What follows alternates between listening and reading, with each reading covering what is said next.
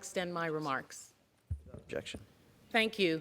Mr. Speaker, this week, the Virgin Islands celebrates Liberty Day and honors David Hamilton Jackson and his relentless pursuit of free press for the people of the Virgin Islands. From the 1700s until 1950s, the Virgin Islands was owned by Denmark, which maintained censorship over the press. D. Hamilton Jackson knew that in order for a people to truly have freedom, the press must also be free. Traveling to Denmark to advocate on behalf of the workers of the Virgin Islands, he took it upon himself to also fight for the emancipation of the press. His passionate advocacy was fruitful, and upon his return to the territory, he published the first newspaper in the Virgin Islands not controlled by the government. This act empowered the people of the Virgin Islands and opened the door for generations of Virgin Islanders to allow their voice to be heard in the formal medium of press. D. Hamilton Jackson challenged the status quo and the prevailing laws of this time to secure a future for the islands he loved. D. Hamilton Jackson used his newfound right for the free press to create the Herald. As editor, he used that publication to uncover corruption and educate the working class.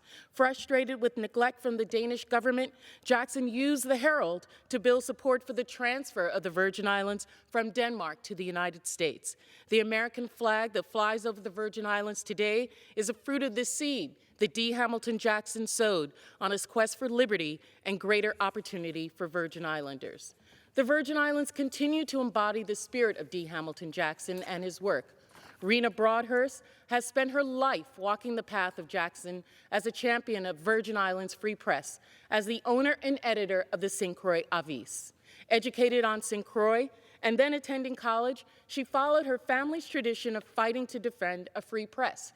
Her father, Mr. Broadhurst, was once convicted of contempt of court after publishing an unsigned letter critical of a court decision and social conditions of his time.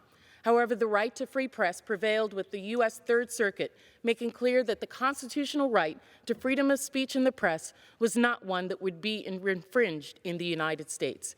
Rena herself has sued the government to protect the right to publish freely without retribution. A strong woman, mother, and friend, she acts as a true Virgin Islands queen, unbroken and fierce defender of free press. Today, a new generation steps up to carry the torch of D. Hamilton Jackson. State of the Territory founder Amaziah George, a Marine Corps veteran, brings Virgin Islands press to the world through his online social media paper. His passion for making the voice and concerns of millennial Virgin Islanders heard make him a trailblazer of his generation. His willingness to speak truth, the secret stories that others are unwilling to discuss, this veteran is really a fighter and soldier of truth. These individuals have dedicated themselves to truthfully informing the people of the Virgin Islands about their community and the world outside of our small corner of it. They are truly legacies of D. Hamilton Jackson. We must continue this work as Virgin Islanders still have limited constitutional rights as determined by the insular cases of the early 1900s.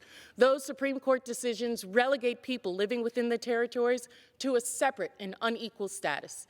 The cases posture that people living in territories are inferior races that cannot understand Anglo-Saxon principles of law. It keeps American citizens living in places like the Virgin Islands, Guam, and Puerto Rico as disenfranchised from the full American experience. As a young constituent of mine recently wrote in an essay outlining the importance of free press, only a free press can ensure the people's access to information and build a well-informed, transparent, and accountable society, and that we, the people, owe it to our country to demand and defend the freedom of such a priceless heritage. What a wonderful sentiment from a young person. Free press, we must cherish and protect it as a most American of value and as one of the most fragile pillars of democracy here and around the world. And the words of D. Hamilton Jackson, I challenge us to walk in his spirit and challenge the status quo for the betterment of our people and our nation. Let us all embody the motto of his newspaper, The Herald: liberty, equality, fraternity. I yield back. The chair recognizes the